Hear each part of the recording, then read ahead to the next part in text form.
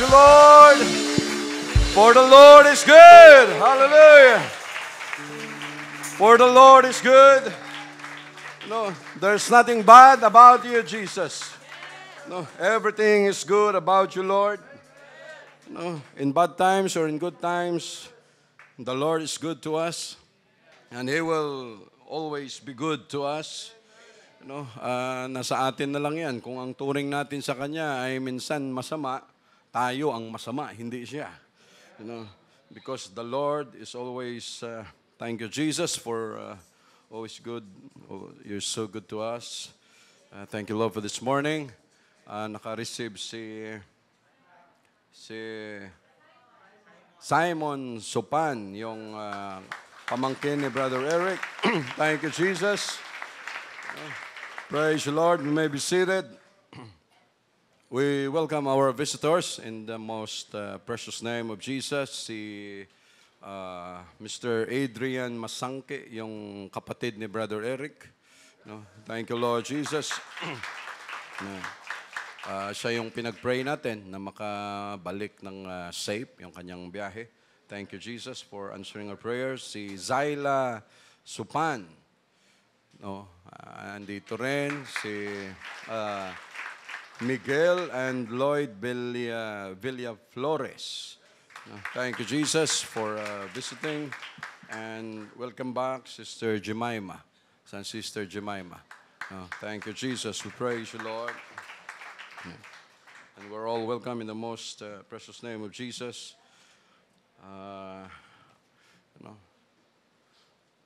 Marami tayong pinagdaanan this week. Marami tayong hinarap this week. At hanggang ngayon, may mga hinaharap pa rin tayo. Pero yan ang Sabi nga, only the dead praise not the Lord. Kung gusto mong walang problema, available yan pagtuwid na yung paa natin.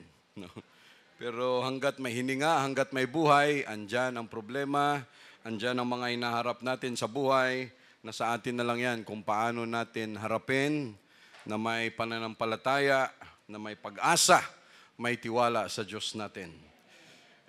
No retreat, no surrender, tuloy ang laban. Hanggang hanggang sa dulo, hanggang katapusan. Let's open our Bible in the book of Exodus chapter 3 verse 7. Verse 7. And the Lord said, I have surely seen the affliction of my people which are in Egypt. Sabi niya, hindi lingid sa akin. Kitang-kita ko kung ano ang pighati, dalamhati na naranasan ng aking bayan, ng aking mga tao, doon na nasa Egypt. And I've heard their cry by reason of their taskmasters. Yung mga pighati, hinaing nila lahat. Sabi niya, naririnig ko yan dahil sa pahirap ng kanilang mga taskmasters. For I know their sorrows. Alam ko ang kanilang mga kahirapan, kalungkutan. Verse 8, and I am come down to deliver them out of the hand of the Egyptians. Ibig sabihin, nobody will deliver them from the Egyptians but me. Walang iba kung hindi ako. 430 years na andyan sila sa Egypt. Ang tagal ng kanilang slavery. To deliver them out of the hand of the Egyptians and to bring them up out of that land, upang sila ay igay, dalhin sa lupa, lupang mataba, flowing with milk, a land unto a good land and a large, and unto a land flowing with milk and honey. Lupa na sagana sa bunga, very fertile. Ang gatas andoon, ang honey andoon, lahat ng needs nila andoon. And to the place of the Canaanites and the Hittites and the Amorites and the Jebusites, and the Perizzites and the Hivites and the Jebusites. Now therefore, behold, the cry of the children of Israel is come unto me, and I have also seen the oppression wherewith the Egyptians oppressed them.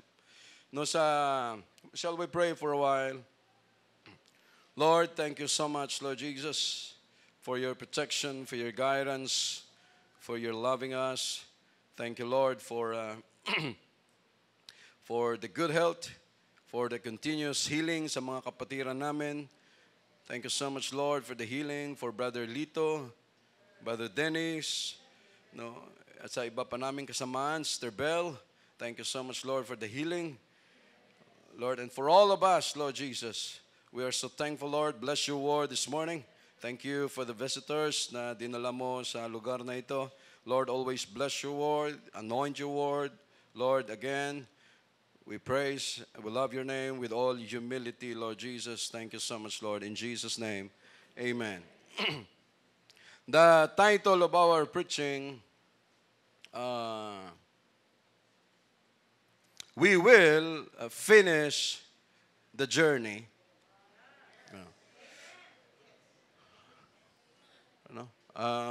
Una, sabi ko kay Brother Roman, Brother Roman, yung title natin, we will finish the race. Pero, ano sabi ko? Race. Iba ang race sa journey. No. That is why, pinalitan natin, because Brother Roman, pwede nang palitan natin, we will finish the journey. Because ito ay journey, paglalakbay natin kasama si Jesus. This is not a race. No, na kailangang magunahan. No, this is not a race. Sa verse 18, kung kailan talaga, timing talaga. Okay naman kahapon, kanina, okay. But sumasabay pa. And they shall hearken to thy voice, sa verse 18, and thou shalt come, thou and the elders of Israel, unto the king of Egypt, and ye shall say unto him, the Lord God of the Hebrews had met with us, and now let us go. We beseech thee, 3 days' journey into the wilderness, that we may sacrifice to the Lord. No, yung 3-day na journey, ito from Egypt, hanggat sa malampasan nila yung boundaries ng Egypt unto Mount Sinai, yan ang 3 days journey. No, and the journey to the promised land, from Egypt unto the promised land, it will take them 11 days. Yan ang kanilang biyahe.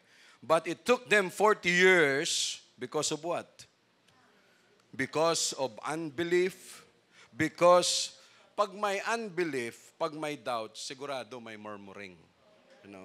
Sigurado mayroong alingas-ngasan kasi may doubts, may pagdududa. Totoo ba? Totoo ba yung rapture? Tagal-tagal na nating nag-aantay, 40 years na, wala pa rin. Si Paul, pag-alis pa lang ni Jesus, akala niya, babalik na kaagad eh. Yung mga disciples. Ngayon, lampas na tayo 2,000 years. Ibig sabihin ba niyan, hindi totoo? Tapos yung murmuring na yan, ikalat pa sa iba. Mamaya, yung isa, halo-halo na. Murmuring. That Moses, they murmured because Moses lead them to the wilderness just to die. Para lang mamatay. Yon ang kanilang kaisipan. Pero hindi yan ang plano sa kanila ng Diyos. Ang plano ng Diyos sa kanila ay dalhin sila sa promised land, flowing with milk and honey, a land na hindi nila pinaghirapan, yung mga pagkain na hindi nila tinanim, pero sila mag-harvest, yung lupa na hindi kanila ay magiging kanila. Ganyan kabuti ang Diyos natin, mga kapatid, that He prepared for us a place that we are not qualified, but because of His grace and mercy, thank you, Lord, for preparing that place to us. So we will finish the journey. Mamaya makikita natin, mga kapatid. Daanin lang natin konti. Si Sister Gloria, nadala na siya sa Bicol. Lahat tayo nagulat. Pero kung hindi will ng Diyos na mangyari yun, lahat nga, ultimo ang buhok natin, kahit isa na lang ang naiwan dyan, No? Lahat yan ay numbered. No? Yung mga bagay pa kaya, no? Sabi niya, yung mga sparrows na yan, hindi sila nagtatanim, but every day they can eat. Yung mga lilis na yan, no? Lahat. Ibig sabihin, mga kapatid, all under the hands of God. No? At wala naman siguro nag-iisip sa atin, akala ko ba may Diyos tayo na pinoproteksyonan tayo? No? Bakit nangyari yon? And sino tayo para questionin ang Diyos sa kanyang mga plano? No? But again, mga kapatid, there's a season, no, for everything. No, kasi si Sister Gloria, dati pa pala, no, hanggat nawalan siya ng buhay, talagang plano niya nang bumalik sa Bicol. No, matagal na rin sila nag-uusap ni Sister Melba, naiwan ko sa iba pa niyang kaibigan, na talagang plano niyang bumalik na ng Bicol for good. No, at doon na siya. Tapos nung pagpunta natin doon, nung Wednesday, marami sa atin, Wednesday rin kami pumunta, pagdating namin, yung iba nakauwi na. So sabi nung bunsong kapatid, pang-siyam yung bunso, pang-walo siya, sabi niya, Pastor, tingnan mo yung pinabasa niya yung text sa akin, nabasa rin ni Sister Cheryl. No, sabi niya doon na hindi na ako makapag-text ulit kasi papunta na ako sa church. No, puntahan niyo na dito yung mga gamit ko, mga damit, kunin niyo na. No, kasi pupunta na kami ni Grace diyan, no, sa Bicol. No, yun talaga yung kanyang plano. No, sometimes we do not hindi natin maintindihan kung anong plano ng Diyos minsan. Pero ang Diyos laging may advance planning. You know, ay sabi nga ni Sister Melba sa kanya, uwi kang Bicol. Sabi niya, pag andun ka na, walang simbahan doon. No, anong mangyayari sa'yo? No, siguro sa dami ng stress, pighati, kalungkutan ni Sister Gloria, nung nakita yung anak, yung ganda-ganda ng balat, may tattoo na. No? So dagdag, no, sa kanyang kalungkutan, ang protection ng Diyos ay nandyan, mga kapatid. Ang tandaan natin, ang protection ng Diyos, it's not always about our physical needs. It's not always about our health. God has given us the Holy Ghost not because of our physical needs. God has given us the Holy Ghost because of our soul. No? Dahil sa kaluluwa natin. No? Minsan, Lord, bakit ganito nangyari? No? But we must realize that God has a better plan. No? Why, mga kapatid? Pag natuloy si Sister Gloria, talagang walang simbahan. Yung pagmamahal na andyan para sa Diyos, on the first day, pag-uwi ng Bicol, andyan pa yan. On the second day, andyan pa yan. On the first week, nag-fade paunti-unti. Hindi ka makapunta sa church on a Wednesday, okay. Umpisa pa lang yan. Hindi ka makapunta ng Sunday, okay. Ramdam mo pa. Pangalawa, pangatlo, pang-apat, pang-lima, hanggat sa masanay ka na ang mali ay normal na. No? Yung dating umaalab na pagmamahal sa Diyos, mamaya wala na. No? So anong option ng Diyos? No? Because God is committed in our relationship. No? He has given us the Holy Ghost. He died for us to have the Holy Ghost. At ang Diyos ay seryoso na iligtas at dalhin tayo sa langit. Sabihin na natin, for almost 30 years na naglingkod Sister Gloria kay Jesus. Tapos dahil nakaramdam ng kunting kalungkutan, tatalikod tayo sa Diyos at sasabihin natin, Lord, uwi na ako, doon na ako, di bali na kahit walang church. No. Sa Diyos, importante ang relationship natin sa Kanya. No, He will do everything for us to be saved. No. At hindi hahayaan ng Diyos na yung 20 years, 15 years, 25, 30 years na pinaglingkuran natin sa Kanya dahil lang sa kunting problema, trouble sa buhay, tatalikod na tayo, parang hindi natin naalala kung ano ang relasyon na mayroon tayo sa Diyos. No. The flesh profiteth nothing. No. No. Minsan kasi for good. No. Pag ang tao tumalikod sa Diyos because of work, because of family, because of anything that is not for good. It's for worse. No, patungo talaga yan sa kapahamakan. That's why God, our God has no choice but to keep that soul na masave. No. Minsan, masahol ba ang Diyos natin? Hindi. No, He's always advanced. No, kasi kagaya nan, ano ang proteksyon na Diyos? Wala na akong choice. No, I care for your soul. I care for our relationship. Na kung sa palagay mo, for 25 years, 30 years kang naglingkod, tapos bigla ka lang, Lord, ayaw ko na, talagang malungkot na ako. Nobody, walang nagmamahal sa akin, ganun. No. Ang tagal na may relasyon tayo sa Diyos, that is why, ang concern ng Diyos, yung kaluluwa natin palagi, because alam niya na yung laman na ito, babalik talaga ito. No? Sa gusto at hindi natin, sa gusto o ayaw natin, ay talagang babalik ito, mga kapatid. But God is always concerned about our soul. And God is committed about our relationship with Him. No? Kaya pag may mga plano tayo sa buhay, ang church hindi killjoy. Ang church hindi kontra sa kasiyahan natin sa buhay. Ang church hindi kontra sa plano natin sa buhay. Basta yan para sa Diyos, para sa kabutihan natin, go! No. Ang church, makikialam lang naman, Brother Ricky, di ba? Pakialamero ang church.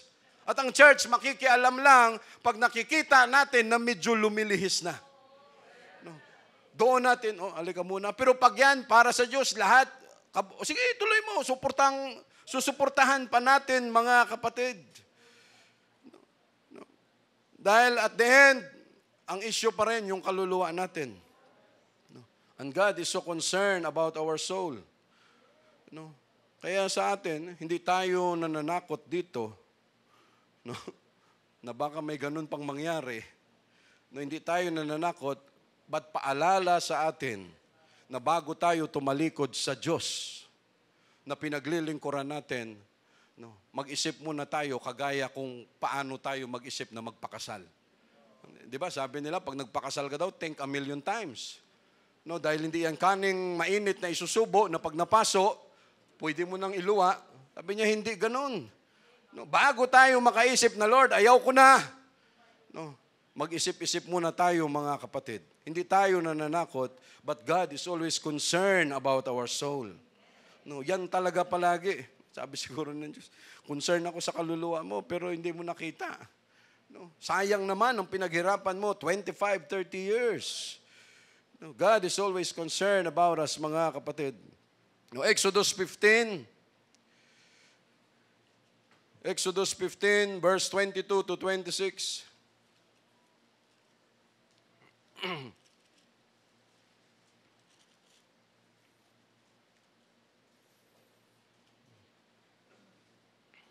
Verse 22 to 26. So Moses brought Israel from the Red Sea, and they went into the wilderness of Shur, and they went 3 days in the wilderness and found no water.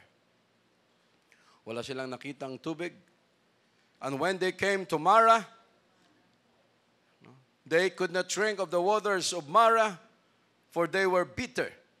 Therefore, the name of it was called Marah. No. Kaya ayaw ni Mara tawagin siyang Mara. Pag sinabi ng lola niya, Mara. Sabi niya, Lola, don't call me Mara, it's bitter. Sabi, tawagin mo kung sa Mara, umiya, wag Mara, Lola. Because it's bitter. And the people murmured against Moses, saying, what shall we drink? Ano ang iinumin namin? And he cried unto the Lord. And the Lord shewed him a tree, which when he cast it into the waters were made sweet. There he made for them a statute and an ordinance, and there he moved, or he proved them. No, pinatunayan niya sila, o sinubok niya sila. No. Si Moses, mga kapatid, siya tinawag ng Diyos to lead the Israelites palabas ng Egypt. Si Moses, hindi nila kilala. You know, he was living in in the land of the Midian for 40 years. No, at age 80 years old, tinawag siya ng Diyos to guide the Israelites palabas ng Egypt, papuntang Promised Land. No? So pagdating ni Moses doon sa Egypt, kinausap niya si Aaron, kinausap niya yung mga elders ng Israel, talagang encounter nila, si Moses hindi doon nakatira sa kanila. No, talagang nakita, that is why it's easy for them to complain. Yung bang, parang ngayon ka lang dumating dito, tapos i-guide mo kami, tapos konting problema, konting reklamo na kaagad, ano bang plano mo, lahat ng doubts, andon. No? Kasi si Moses, doon lang nag-appear after 40 years na kanyang pagtatago sa land of the Midian. So, ang problema, mga kapatid, ini-scan ko nga ito, yung kabuuan ng Exodus. Ano ba ang problema ng mga Israelites talaga? No? So, mula paglabas ng Egypt, in the wilderness journey, for 40 years, ang problema nila, food and water. Wala nang iba pa. No. No. Their God is their belly. No. No. Wala. I-try niyong iska. Hanggang 40 chapters ang Exodus. No. Check, ano bang problema nila? Wala silang ibang problema dito but their belly. Food and water. Wala sa kanila, wala silang pakialam kung ilang beses ang Diyos gumawa ng milagro dito para sa kanila. Basta every time na maramdaman nila, sawa na kami dito. Mabuti pa yung garlic doon. Mabuti pa yung bawang doon. Mabuti pa yung mga spices doon sa Egypt. Di bali ng slaves kami. Di bali ng alipin kami. Ang importante, andun yung mga garlic, andun yung mga mababango, andun yung kailangan namin, andun yung mga inumin, lahat. Yun lang ang kanilang thinking. Their God is their belly. Konting problema. That is why even right now, napakahirap i-convince, napakahirap kausapin ang tao papunta sa Diyos, kahit andyan ang kanyang mga promesa, andyan ang kanyang proteksyon, lahat. Why? Because of their belly. Brother, hindi ako makapunta dyan. Bakit? Pag may time na lang ako, bakit? May overtime pa ako ngayon eh. Brother, mas malaki kasing sweldo. Brother, hanap buhay pa ito. Pag hindi ako naghanap buhay, para saan ang hanap buhay? Para sa tiyan. Wala nang iba. Makabili ng ham, makabili... pag gusto nyo masarap na, punta kang Excelente. Mamahal. Bibili ka ng isang ham, 3,500, 5,000. Pagkatapos mong kumain, magpa-schedule ka na sa doktor. Diyan na patungo yan. Their God is their belly. Napakahirap ng tao. Mahirap man o mayaman, ang problema palagi, ginagawa lahat dahil paano masatisfy ang tiyan na ito. Paano masatisfy yung katawan natin, mga kapatid. Always, and food and water. Ganyan palagi. But sa verse 25, and he cried unto the Lord, and the Lord shewed him a tree. A tree is Jesus. Which when he had cast into the waters were made sweet. Ito, mga kapatid, kunting sidetrack lang tayo. Diyan sa Revelation, the sea represents people, and sea is water. He showed him a tree, yung puno, yung puno ng kahoy. Nung nakita niya, nilagay niya sa tubig, and the waters were made sweet. Ang tayo ng mga tao, talagang mapait ang buhay natin. God is walking upon the face of the deep, upon the face of the waters. All and everything were darkness. Puro kadiliman. And waters represents us, mga kapatid. Yung dati nating buhay, ganun. Napakadilim, napakapait, napakaalat, hindi mo malasahan, walang gustong uminom dahil pangit ng lasa. But on the day na ang puno na ito, inihalo sa tubig, yung tubig ay umiba ang lasa. Yung dati nating buhay na mapait, No? Buhay na pangit. No? Nung tayo ay nilubog dyan sa tubig in Jesus' name. Thank you, Lord, dahil naiba ang buhay namin. No? From Mara, now it's become sweeter and sweeter every day. No? Dahil potable water, tama ba? Potable water. No? Edible. No? Pwedeng inumin, mga kapatid. No? And we are so thankful to Jesus. Sa Exodus chapter 12, verse 37, nabasa na ba natin kanina ito? 12:37. No. And the children of Israel journeyed from Ramesses to Sukkot, about 600,000 on footmen that were men beside children. No, 600,000 men on foot. Ito, mga kapatid, tapusin na natin kaagad. Sabi rito, originally yung 600,000 on foot that were men, soldiers, beside children, all of them were perished in the wilderness. Ni isa sa kanila walang nakaabot sa promised land. The original 600,000. Yan ang sabi diyan. Mamaya makikita natin Exodus chapter 16 verse 35. 16 verse 35. And the children of Israel did eat manna 40 years. No? Until they came to a land inhabited, they ate manna. They did eat manna. Until they came unto the borders of the land of Canaan. Now, hanggang dyan lang. No? For 40 years, yan ang kanilang supply ng kanilang pagkain. No? For 40 years, walang namatay dahil sa nagkaroon ng sakit sa kakakain ng mana. No? Walang high blood. No? Ano ang sabi ng doktor? Huwag naman laging baboy.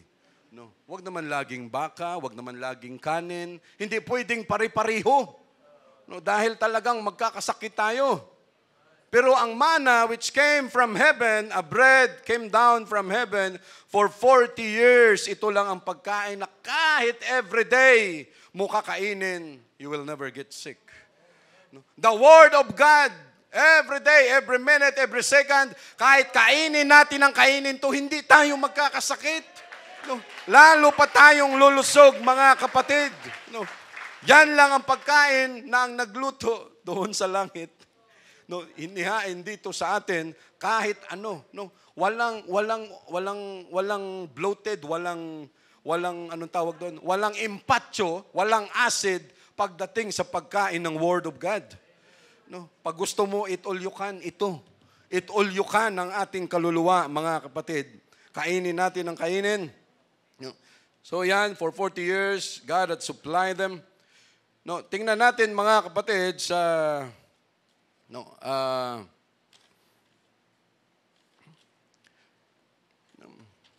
we will finish the journey. Our walk with God is not a race.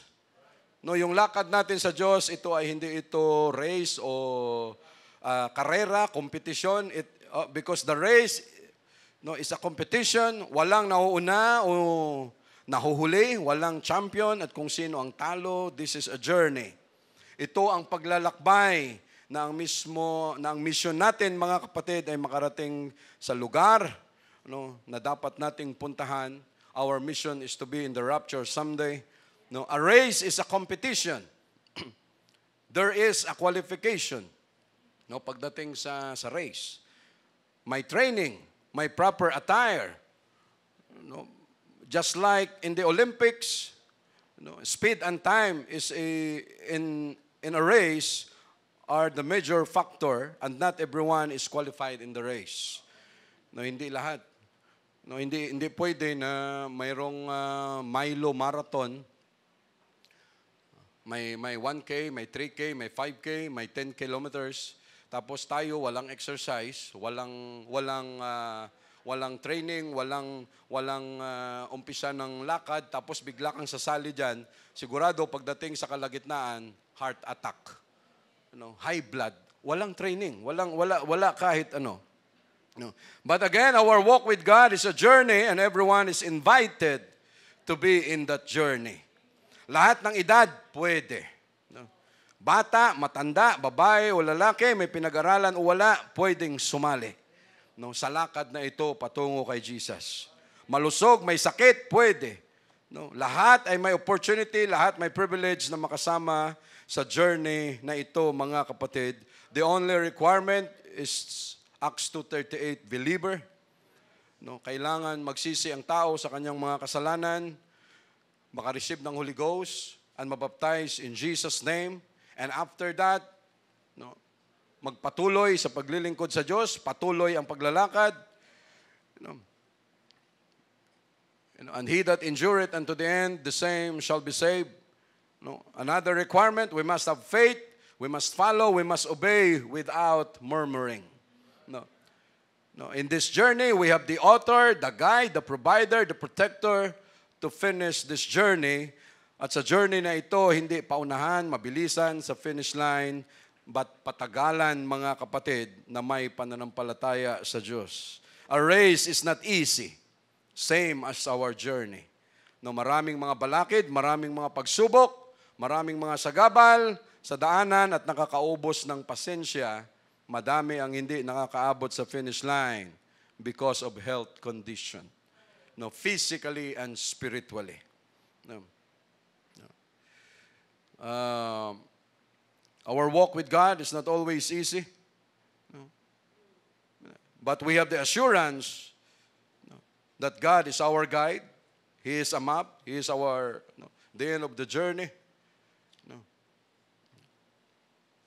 In this journey, makakatulong sa atin kung lahat ng excess baggage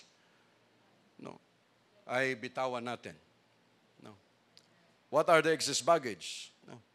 No, those things na hindi naman importante, yung biyahe natin sa rapture, kailangan iwan natin lahat ito. No. Excess baggage in the mind, in the spirit, negative thinking, unbelief, complaints, murmurings, lack of patience, envy, and concern to others, being selfish, lahat ng yan, mga kapatid, we must drop it up. Dahil lahat ng yan ay sagabal sa paglalakbay natin sa Diyos. Sa kanilang journey into the promised land, hindi po pwede, from Egypt, pwede mo bang dalhin yung 3 mong baol, Brother Norman? May 3 siyang baol nung time na yon na kanilang biyahe. May isang cabinet, may isang lamisang malaki, Ultimo yung kanilang mga toilet bowl na magaganda, pinabaklas, para lahat ikarga mo yon, biyahe for 40 years in the wilderness. Sa palagay natin very practical. Kahit isang kapirasong bag lang ang dala mo sa biyahe na iyon, pag tuloy-tuloy, yung isang bag na yan na 1 kilo, dala-dala mo yan, sa umpisa, walang problema, 1 kilo lang. Pag nakalakad ka na ng 10 kilometro, ang isang bag na yan, nagiging 100 kilo na. Sa bigat. Dala-dala mo yung mga baul mo, dala-dala mo yung mga excess baggage. And when the rapture comes, ultimo, isang damit na mayroon tayo, laglag ito, mga kapatid. Ultimo, kung mayroon pa tayong napakagandang hikaw. Kwintas, alahas, lahat ng yan laglag. Kahit napaka-branded nung suot natin, pagdating ng rapture, lahat ng yan laglag, walang maiiwan. Wala tayong ibang dadalhin kung hindi yung kaluluhuan natin, na dapat ito ang ating hasain palagi, mga kapatid, kung talagang paano tayo, all the excess baggage, ay kailangang maibagsak talaga, mga kapatid. Because our settlement is not on this earth, but is in heaven. Hindi tayo settle dito. Ang settlement natin andoon sa rapture, andoon sa langit. When time comes, mga kapatid, Or have we asked, or did we ask ourselves, am I committed or decided to finish the journey? Yung paglalakad natin nito sa Diyos, tayo ba ay committed? Natanong na ba natin yung ating sarili? Na Lord, tatapusin ko ito no matter what happen. No. Brother Ricky, we will finish the journey. No. Kay Brother Lito, in sickness or in health, in sadness, in loneliness, in troubles, in everything, we will finish the journey. No. No. No, andyan sa inyo, we will finish the journey. Sa inyo, Sister Kalin, we will finish the journey. No, andyan sa kanila, Sister Kate sa likod, we will finish the journey, mga kapatid. No, walang maiiwan. Brother, nahihirapan na ako. No. No. You must decide right now, you must finish the journey. No. Sayang ang pinaghirapan natin sa Diyos. No, brother, ako, ano naman, ang investment ko, 1 buwan pa lang, investment pa rin yan. No. Brother, 1 linggo pa lang, investment pa rin yan. No, binigyan ka ng Diyos ng Holy Ghost, you are baptized in the most precious name of Jesus. Why? Because if we are not committed, kung hindi natin natanong ang sarili natin, Lord, tatapusin ko ba itong biyahe na ito? Baka pagdating sa kalagitnaan, ayaw ko na. Dito na lang ako, settlement na ito. No. Pag sinabi ng Diyos sa wilderness journey, okay, stop. Okay, stop. No. Stop ka agad. No. Pag sinabing go, Lord, kakarating lang. Ang hirap kayo mag-set up ng tabernacle. Alam ko. No. No. Lord, bakit kailangan Kasi mayroon yan dyan. Kakalatag pa lang ng tabernacle. Ay, salamat, nakapahinga rin. Alis na tayo. No. Lord, kakaano lang eh. Alis na tayo. No. No. Oh, kanan. Kaliwa. No, may mga driver pa naman. Pag sinabi mong kanan, kakaliwa. Pag sinabi mong kakaliwa, kakanan. In our walk with God, in this journey, mga kapatid, our church is guided by the Holy Ghost, guided by Jesus, guided by God. Pag sinabing kaliwa, samahan natin lahat sa kaliwa. Pag sinabing kanan, kanan din tayo. No, pag sinabing stop, relax muna, relax. No, walang maiiwan, walang mahuhuliway. Brother, pagod na ako, bahala kayo dyan. Larga lang kayo, susunod na ako mamaya, dito muna ako. Pag huminto ka dyan, andyan ang mga bandits. Andyan ang mga wild animals. Andyan ang mga vipers, andyan ang mga rattlesnakes. Andyan ang mga lahat ng pwedeng lumapa sa atin sa wilderness. I-convert pa ba natin yan? No? Pag tayo magpaiwan, we must be in one mind, in one harmony, in one accord. No? Pagdating sa journey na ito, mga kapatid. No, hindi pwedeng may sarili tayong thinking. Hindi pwedeng may sarili. Sa biyahe kasi nila, maraming magagaling. No? At yun yung mga marireklamo. Na feeling nila, mas magaling pa sila kay Moses. No, ang feeling nila, mas magaling pa sila sa Diyos. No, konting reklamo. O diba, wala na tayong tubig? No, bakit pa tayo dinala rito? No, tubig lang ang problema palagi. No, pagkain lang ang problema palagi. Sino ang mga nakasama, mga kapatid, sa journey na ito? No, tingnan natin kung sino-sino sila. May babasahin lang ako rito. No, ito, para may idea tayo, yung mga nakasama sa wilderness journey, 600,000 men of war without reckoning the priestly tribe of Levi. Besides, these were the wives, or were wives, children, older men, may edad, babae, lalaki, multitudes or mixed people who were the descendants of the servants of Abraham, Isaac, and Jacob. No? From the children of Israel inherited a great store of servants. Dahil nung pumunta sila sa Egypt, no, hindi lang naman sila yung 70 souls na pumasok. From the time pa lang ni Abraham, ang dami niya ng servants. No, iba-ibang lahi. Pagdating ni Jacob, ang daming servants, iba-ibang lahi. So nung nagstay sila sa Egypt, no, ang mga Israelites dumami, same as with the servants, talagang lumobo sila ng gusto ang kanilang populasyon. At yan ay mga nakasama rin paglabas ng Egypt. So ito, bigyan natin ng tali. Men of war, 600,000. No. Wives of men of war, 600,000. No, estimated ito. Wives of others, men not engaged as soldiers and sisters, 400,000. Children of men of war, estimating 4 to a family, 2.4 million. Levites, a month old and upward, 22,300. Wives of Levites, 30 to 50 years old, 8,580. Wives of younger and older Levites and sisters, 2,000. Children of Levites, estimating 4 each to 8,580 families, 34,320. Total Israelites, 4,067,200. Mixed multitude, estimating half as many as Israelites, 2,033,600. And total, 6,100,800 souls that came out of Egypt. No, ganon kadami. And for 40 years, God feed them in the wilderness. No. Feed them what they needed. Lahat ng kanilang mga kailangan. No. Lahat ng tubig. No. Kailangan nila. Lahat ng pagkain, yung mana. No. God is so good. And Lord, you are really a God. No. Why? Because it is impossible for them that every day kakain sila ng kakain. Wilderness journey. No, saan ka? Saglit lang, bibili muna ako ng makakain. No, dito sa kabila, sa ganito. So God made them very easy. Okay, all you need is to have faith.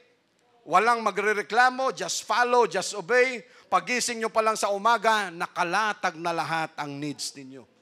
Lahat ng kakainin nyo, andyan na. You get the manna, in the morning, Monday, kukuha kayo, kakain kayo niyan. Kung ano lang sa araw na yan. On the second day, Tuesday, yung sapat lang. Pagdating ng Sabado, kukuha kayo ng doble para yung seventh day ninyo is the Sabbath day, is the rest day. So walang lalabas, lahat magpapahinga. No, yung doble na yan, sapat na yan para sa kinabukasan. No. Pero ang ginawa ng iba on the first day, ganid. Kumuha ng ayon sa pangangailangan. Hindi, ang ginawa, kumuha ng ayon sa kaganidan. Sa pagiging ganid. Kumuha ng sobra on the first day, anong nangyari? Inuod. Why? Dahil sa instruction na binigay ng Diyos against the Word of God, so ganyan ang nangyari. Dati mga kapatid, kahit tayo rin. Sabi nga dati ng tita ko, magsimba ka sa church umaga lang. Pagdating ng hapon, gawin mo yan hanap buhay. Magtinda ka ng kung ano-ano, may kita ka pa. Mabuti na lang. Kakareceive ko lang ng Holy Ghost nun. Ano ka? Ikaw ba Diyos ko? Yes. Mainit-init pa eh. Kakareceive lang. Dati ganun ang style natin. Maninigurado pa tayo na ultimo ang araw ng linggo, idadamay pa natin sa kabuhayan natin. Pero anong nangyari? Overtime. Anong nangyari sa overtime? Transaction. Anong nangyari sa transaction? Lahat. Disgrasya. Why? Pati yan, dinadamay pa natin mga kapatid. So for 6 million plus na lumabas sa Egypt, ano ang nangyari? For 40 years, ang kanilang reklamo, pagkain at tubig palagi. Nagpapasana si Moses at saka ang Diyos, Lord, tao mo yan. Hindi, tao mo yan, Moses. Hindi, tinawag mo lang ako, Lord, para i-guide sila. Tao mo talaga yan. Pag sinabi ng Diyos, sige, uubusin ko na sila. Lord, wag naman. Maawa ka naman sa kanila. Wag naman, Lord. Yung mga usapan nila dyan, mga kapatid. So, ganon karami ang sumama sa journey na ito. At ang kanilang journey, mga kapatid, kita naman natin, chinek ko rin dyan, sabi ko, ilang miles, ilang kilometro ang kanilang binyahe for 40 years in the wilderness of Egypt, papunta sa Promised Land, walang definite na answer.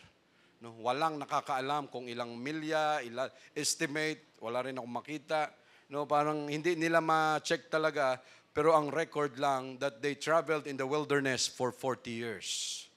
Papunta sa Promised Land, at pagdating sa Promised Land, the original 600,000 souls, na sinabi rito, lahat yun naubos in the wilderness. At ang nakapasok lang sa wilderness, 21 above, except Joshua and Caleb. No.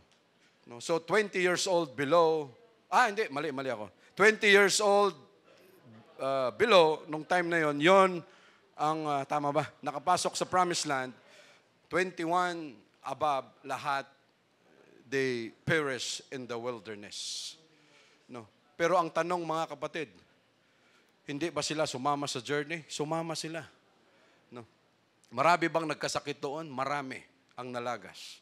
In our walk with God, sa gusto man natin at sa hindi, sa haba pa, kung hindi pa rin magra-rapture, yung iba nating mga kapatiran, mga nauna sa atin, no, hindi mo nga pwedeng sabihin na yung medyo tumatanda sa atin, bibilangan mo na ng taon kung ilang taon na lang sila. No? Hindi po pwede. Why? Kita naman natin, nauna pa yung malusog. Nauna pa yung walang sakit. Kaya hindi natin pwedeng sabihin na ako, brother, talagang napakalusog ko. No? Paglabas mo dyan, no? Kahit nakaupo lang tayo sa bahay, pwede tayong bagsakan ng eroplano. No? Pag oras na natin. No? And we have nothing to be proud of na ganito talaga. But in our wilderness journey, no, talagang maraming namamatay doon, pero siguraduhin na sila namatay sa journey not because of murmuring, not because of doubts, not because of unbelief, no, but yung mga physical na mga karamdaman talaga, mga kapatid, no, na pwedeng mangyari. So ganon karami, and for 40 years, God feed them in the wilderness. Tayo, konti lang tayo. Kung kinaya ng Diyos na i-guide sila, i-feed sila for 40 years, tayo pa kaya? No? Kung ang problema lang natin na hindi tayo makarating sa church dahil sa trabaho para mapakain natin yung tiyan natin na ito, mali tayo dyan. Why? No, ito, 6 million for 40 years, pinakain ng Diyos, wala silang trabaho, basta sumunod lang. No? Kayang pakainin ng Diyos. No? Hindi natin pwedeng idahilan sa Diyos na, brother, talagang naging ko na ito, na wala talaga akong time para sa Diyos dahil kailangan, nakasalalay ang pamilya ko. No. Hindi nagkakamali ang Word of God. Seek ye first the kingdom of God. No. At doon mapapatunayan natin, no, kung paano mag-provide ang Diyos ng mga pangangailangan natin. Ibahin natin, mga kapatid, because kahit, sabi ni Paul, their God, si Jesus ba nagsabi? Because their God is their belly. No, mga hintil na yan. Wala silang ibang kaisipan kung hindi yung kanilang tiyan, kung paano mapainom, mapakain, lahat. Yun lang ang kanilang iniisip. But again, no, in sickness or in health, we will finish the journey. No, kahit gumagapang na tayo, we will finish the journey. No, kahit hirap ka na, we will finish the journey. No, Brother Roman, pwedeng pasuyo. Pinaghirapan namin ni Brother Roman to. Yung isa muna, Brother Roman. Kahit wag na yung sa may edad. Kahit yung sa bird muna. Thank you. Yan. Yung isa na yan, unconscious na yan. Ayan. Para may idea tayo. Yan. Di ba? Biglang nagising. No? Gising na. No, wala na akong partner. No. Sayang naman. Niya, biglang nabuhay.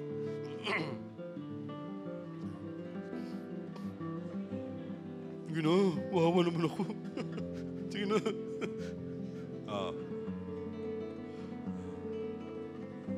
Sige na. O yan, nakalipad. Yung isa pa, Brother Roman, yung sa may nagtatakbuhan. Ito, mga kapatid, malapit sa finish line. Yan na, palapit na.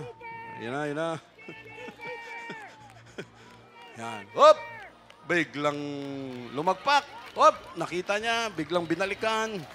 Ayan na, binuhat. Hindi na kinaya, lumamit pa yung isa. Yan, sinamahan to the finish line. What a character, mga kapatid. Anong gusto nating sabihin, mga kapatid? Our walk with God is not a race. Hindi ito mabilisan. Pag nakita natin ang isang kapatiran na nahihirapan, gumagapang, bangon! No, sasamahan ka namin. No, hindi ito paunahan. Hindi ito palamangan na kailangan mauna tayo. Wala. Lord, andito na ako, lapit na ako sa rapture. Hindi, sabay-sabay. Walang mauuna doon, mga kapatid. At yun ang gusto natin. Ito, yung bird, hayop pa yun. Tayo, tao. No? Pag yan ang nangyari, anong ginagawa natin? Hindi, bangon, kaya mo yan. No? Pinapalakas natin ng mga kapatiran. No? Bakit madami na ang tumitigil sa journey na ito, mga kapatid? Ang iba, wala talagang interest or pagmamahal sa Diyos. No? Walang tiwala sa Diyos, kaya tumigil sa paglilingkod sa biyahe na ito dahil sa pressure sa pamilya, kaibigan, kamag-anak, dahil sa karir, sa trabaho, sa sweldo. No, wala na time para sa Diyos. Mga reasons. No? Dahil sa sarili na hindi ma-overcome ang mga bisyo, no? Ang pride, lumang pagkatao, lust of the flesh, lust of the eyes, and the pride of life. No? At yung iba, tumigil na sa paglilingkod sa Diyos nang dahil sa pag-ibig. Dahil sa pag-ibig, tayo'y ulitan. No. Nang dahil sa pag-ibig, unequally yoked, they'd rather choose the forbidden love affair than to continue walking with God. No. Marami pang rason. No. Remember this, mga kapatid. From the pastor, from to the leaders, to our elders, remember this. We are committed to help. We are committed to fight for all of us to finish the journey. No? We will fight for you na hindi ka mahatak ng mga Amalekite sa labas. We will fight for you na hindi ka mahatak ng mga Hivites, ng mga Jebusites, ng mga Agagites, ng mga Perizzites, Moabites, mga Philistines, lahat ng godly advices gagawin ng church para lamang hindi ka mahatak palabas. No. Para makasama ka namin sa rapture. No. We will do everything. We are committed. No. No. But at the end, you are the one who will decide. No. Lahat ang amin, lahat na lang ng pwede namin, tawagin, kausapin, brother, ganito, sister, ganito. That's all that we can do. No. Yan lang ang pwedeng ma-advise, yan lang pwedeng masabi, pero pagdating sa dulo, again, nobody will decide but you. No. Ikaw pa rin ang magde-decide kung ano ang gagawin mo sa forbidden love na yan. No. Forbidden talaga. No. No. Why, mga kapatid? Lalo na yung mga nauna sa atin, they have seen what happened. Nakita na nila kung ano ang mga nangyari sa una. Sa mga nauna na gumaya niyan. No. We've been serving God. Naglilingkod tayo sa Diyos, mga kapatid. And we must serve God with all sincerity, with all seriousness. Yung bang kumakapit na tayo ng todo, sinisigurado na natin ito, mga kapatid. No, sabi nga ni President Duterte, no, huwag mong subukan, masisira ang buhay mo. No, at sigurado pag yan sinubukan natin, masisira talaga ang buhay natin. We do not recommend, we do not advise, we do not suggest na pwede namang lumabas ng church. No, kasi wala akong makita dito sa loob. Wala akong makita dito na partner. Walang spark, walang kurente, walang ground. No. No. Wala lahat. No. No. Wala kasi akong makita. No. At ang pangangailangan ko ay urgent. Urgent talaga eh. No. Emergency. Lord, I need it now. If you cannot, and if you're not able to provide, I will do it myself. No. I'm not willing to wait. Pag gusto mo ng pagkain na talagang andyan ka agad, you are not willing to wait, punta ka sa mga fast food, mabilis. But if you are willing to wait, lulutuan ka ng isang chef na talagang masarap magluto para paghain sa iyo talagang masarap na masarap. No. What we do not advise, no, na lumabas ka muna ng church, no, after 2, 3, 5, 10 years, 15 years, no, Babalik na ako, brother. Ang importante, may kasama na ako. No? Importante, inuna ko ang heart ko. No? I'm not trying to offend someone or somebody. But this is for all of us, mga kapatid. No? Manigurado na tayo, mga kapatid. Because if that is your plan, paglabas mo pa lang, after 1 year, after 2 years, sinunod mo ang takbo ng heart, ng puso mo. No? Tagal pang rapture eh. No? Pagdating naman sa church, patatawarin ako. Pagdating naman sa church, maintindihan na nila ako. Magiging faithful na ako. No? Ang haba ng mercy, ang haba ng grace ng Diyos. Ang problema, pag talikod mo, biglang nag-rapture. No? Pwede pa nating i-repeat. Pwede pa nating balikan ulit. Pwede pa nating, ay Lord, pwede, ano pa? Hindi, ikaw nag-decide eh. No? With all the advices, with all the suggestions, with all the counsels, ginawa na. That is why, nang dahil sa pag-ibig, mahirap talaga ito, mga kapatid. We say, praise the Lord. The church is not the one killing our joy. No, this is the Word of God and we must follow. No, ang lakad natin sa church, ito ay pangkalahatan. No, kasama natin si Jesus dito. No, as we walk with Him, mga kapatid. No, we're not trying to malign, we're not trying to insult everyone or anyone in this church. No, if you have been in church for for at least, ilan ba? 5 years? 5 years, 3 years, 2 years, o ilan ba dapat? No. And still, ang palda pa rin natin, maiksi. 5 years, 10 years, 15 years ka na sa church. Tapos yung palda natin, maikli pa rin. Lampas tuhod. Hindi pababa, kundi pataas. Mabuti sana kung pababa.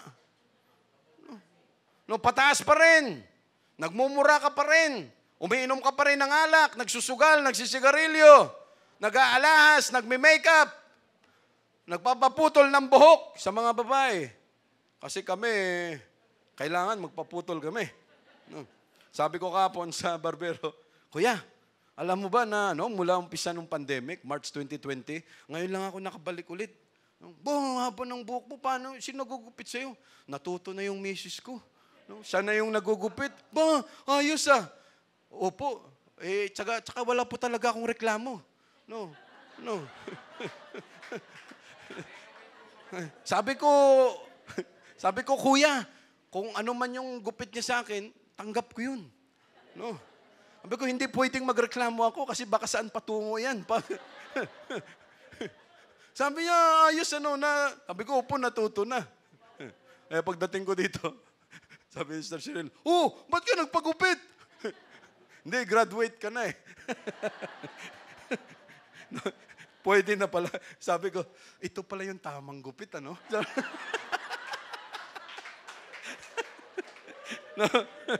Sabi ko, after mga almost 3 years, nakatikim din mga kapatid.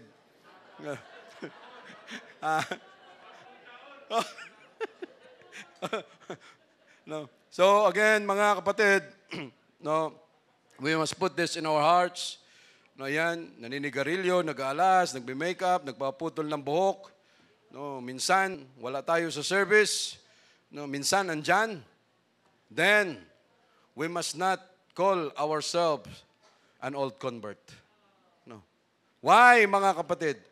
All this, ng mga inelaborate, sinabi ko kanina, we must not call ourselves an old convert o matagal na sa church because all these things are gawain ng isang new convert. Spiritually, you are still a new convert pag ganon ang nangyari, mga kapatid. Dahil lahat ng ito, again, gawain ng new converts. And as a new convert, we must desire the sincere milk of the Word that we may grow thereby. Habang tumatagal, we are ready for a hard meat. Yung matitigas na. Sabi ni Paul sa Hebrews chapter 1 verse 1, chapter 6 verse 1, daanan lang natin saglit, mga kapatid. Therefore, Leaving the principles of the doctrine of Christ, let us go unto perfection, not laying again the foundation of repentance from dead works and of faith toward God. Ibig sabihin, mga kapatid, si Paul mismo nagsabi, no, habang tumatagal tayo sa church, yung mga basic doctrines, mga principles of doctrines, yung mga babyhood, yung mga pang-baby, yung panggatas, habang tumatagal tayo, iniiwanan na natin yan. Hindi ibig sabihin, hindi natin alam. Pero we are living those principles dahil saan tayo patungo into perfection, into maturity, na hindi tayo nananatili, mga kapatid. That is why kung tumatagal na tayo sa church, at problema pa rin natin, yung palda, yung buhok na yan, again, andyan pa rin tayo sa babyhood. No? Hindi pa rin tayo nakaalpas dyan, mga kapatid. No? We must live the principles of doctrine into, from babyhood into an adulthood, or become an adult desiring to be used by God. Last verse, mga kapatid, Hebrews chapter 6, verse 10. Pasuyo, Brother Roman. For God is not unrighteous to forget your work and labor of love. Yung lakad natin sa Diyos, yung journey natin na ito sa Diyos, hindi madali, mga kapatid. Maraming balakid, maraming mga lubak-lubak, marami tayong nararamdaman. Sabihin na natin yan, sila Brother Lito. Kahit gano'n ang kalagayan. Pero sigurado naman, committed si Brother Lito that he will finish the journey. Parang ang dating ba, Lord, no matter what happened, malusog, may karamdaman o wala, we will finish the journey. Lord, kahit malungkot, napagalitan, napagsabihan, we will finish the journey. Why? Kasi pag hindi tayo nakakomit at ilagay sa puso at isipan natin na kahit anong mangyari, Lord, tatapusin namin ito. Kung kami man ay mamawala at hindi pa mag-rapture, so be it. Pero tatapusin namin ang paglalakbay na kasama ka, Jesus. Hindi namin iiwanan ito. Kahit, brother, ang sama na talaga ng loob ko sa church. Ano ba importante? Sama ng loob o yung makapagpatuloy ka? Yung emosyon natin na yan minsan, lumilipas yan. Kalma ka lang, wag mong ikwento, wag kanino, yung sama mo ng loob, yung grudges na yan, wag mo ikwento, relax ka lang. Why? Kasi lilipas yan, maintindihan din natin ang sitwasyon, ang problema, sa kasagsagan na kumukulo yan, tapos ikwento mo kaagad. Ikaw okay na yung sinabihan mo na durog. Yung sinabihan mo na sira. Yan ang pwedeng mangyari. Forget your work and labor of love which you have showed toward His name. Sabi ni Paul, sabi niya, sapagkat ang Diyos ay hindi siya unrighteous, nakalimutan ang ating mga pinaghirapan, ang ating mga trabaho, na may pagmamahal. Sabi niya, which you have showed, na pinakita natin sa Kanyang pangalan. Ay talagang pinaghirapan natin ang pangalan ni Jesus, mga kapatid, kung paano natin tayuan. In that you have ministered to the saints and do minister. Sa verse 11,